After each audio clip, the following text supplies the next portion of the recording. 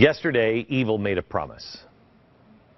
And today, that promise was kept. The gates of hell were opened up, and like water bursting through a crumbling dam, darkness came spilling out of those gates and bombarded Israel in the early morning hours with hundreds of deadly rockets trained on innocent bystanders who were just going about their daily lives.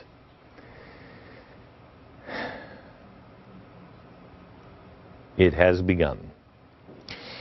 I have warned for a long time now that the old hatreds were beginning to rise again. And the world was about to repeat an awful pattern. And here it is. This hour, Israel is at war. And if it's not already, the world soon will be at war. Because this is a battle against the armies of profound darkness. Evil. And there is no other way to describe it. It is evil. Islamic extremism is evil. Period. What else can you say about an enemy that celebrates and condones this?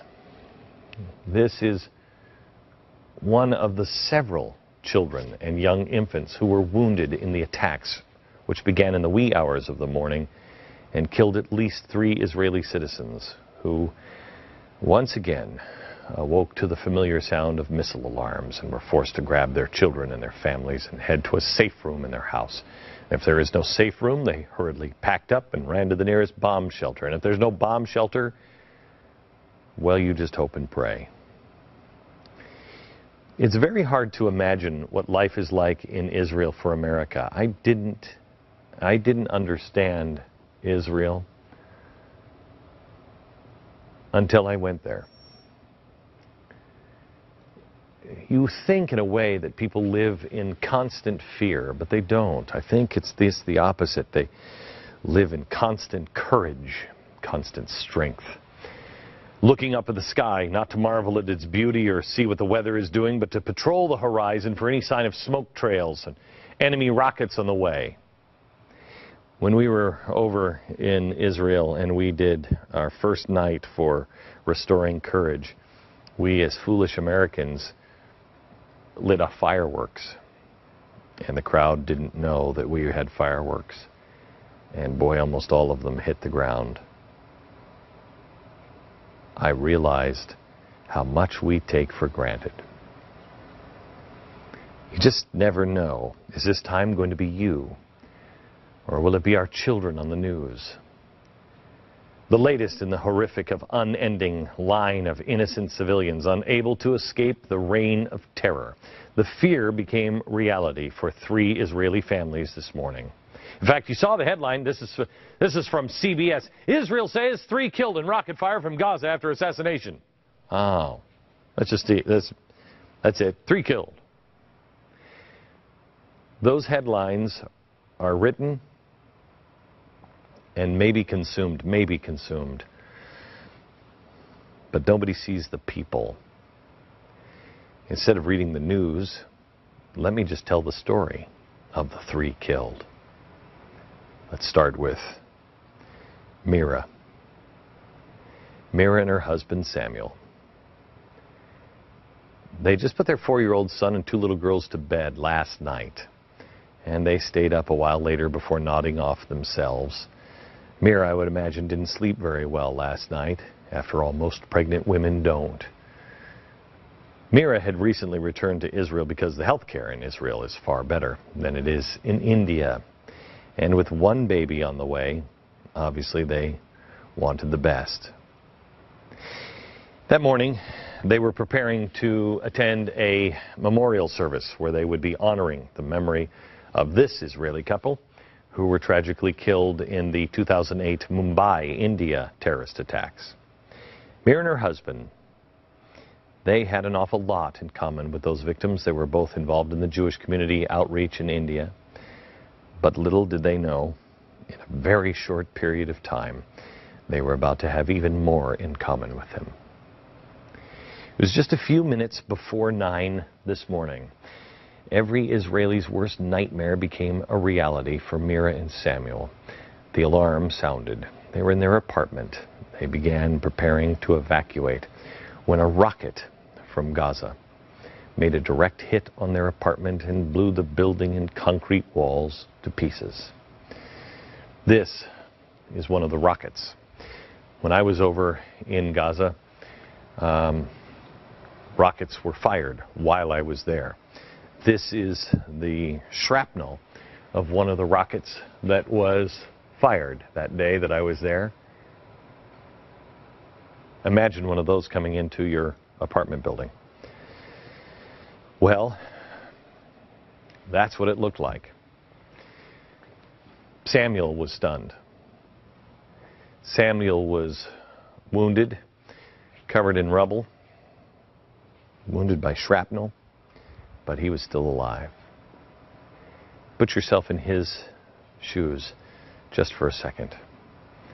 Imagine the terror in the ensuing minutes after the attack.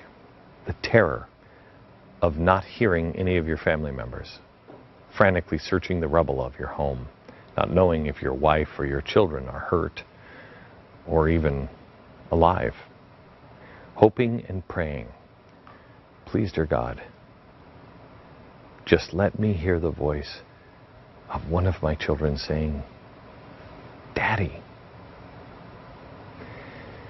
Samuel's 3 children survived, but his pregnant wife was hurt badly. The neighbors quickly came to her aid, but attempts to resuscitate her failed. Mira and her unborn child passed away just a few minutes after 9 this morning. I talked to a friend early this morning in Israel who said, Glenn, if you go with this story this morning, please don't use their names because their children still don't know their mother is dead. Early this morning, our time, they were still asking, how's Mommy? How is she? Can we see her? Needless to say, the family is still in shock. Dad doesn't know exactly what to say. Kind of hard to explain to little children because Mom died from terrorism. Who would want to kill Mom? Well, I'm sure you got the same story when you read the headline. Israel says 3 killed in rocket fire. I'm sure you've got the same thing. I love this. It says Israel says 3 killed in rocket fire from Gaza after assassination of Hamas chief Ahmed Jabari. The story kind of gives you the feeling that the 2 attacks bear some sort of resemblance. The Israeli attack that they're referring to is this: a precise strike on one car right there. One car, one guy, Hamas terrorist. We'll have more in a minute on him, but do you notice the difference? One side does a precise strike on a single car carrying a known terrorist from a designated terrorist organization, and the other side just haphazardly lobs unguided missiles into civilian neighborhoods. Oh yeah, but they don't have the capability of any... Really? Really? Is that what it is? One side kills a radical killer. The other kills a pregnant mom. There's 2 others the press refuses today to put a face on. These men. These 2. One, in his late 40s, father of 3, served his country in his youth and got married young. He was excited to have children, but thought he'd never be able to have any kids. And after years and years of trying with no success, 20 years go by. 20. My wife and I tried to have a child, and we couldn't. We still would like to have another child, and we can't. I know what it feels like.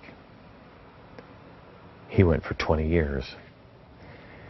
Then, 9 years ago, his wife became pregnant with twin boys. And 8 months ago, they were blessed with a little girl.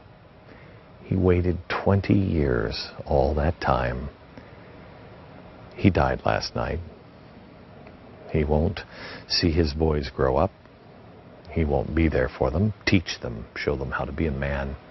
Show them how to live with honor and integrity. He won't get to do what I did this summer with my oldest daughter, my second oldest daughter, walk her down the aisle. His daughter won't even have any recollection at all of her father. And the third victim was a 24-year-old with his entire life in front of him. His mom said today that he had a big heart and a great sense of humor. He was excited about building a house of his own, and he had just begun studying the Torah. An eye for an eye! Is it really? It's pretty clear this isn't an eye for an eye. And that's what the media attempts to portray it as.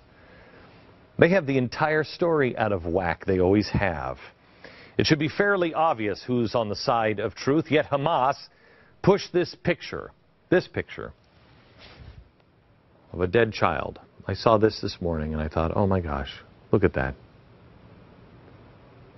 Another dead child.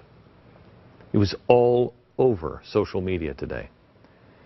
The result of the Israeli strike. No, it's not. This picture is actually a picture from Syria.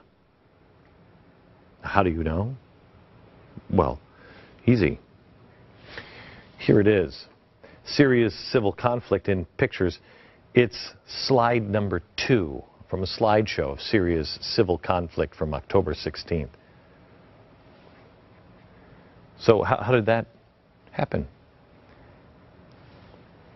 Was he killed there? Or was he killed by Israelis a month ago in Syria? Lies.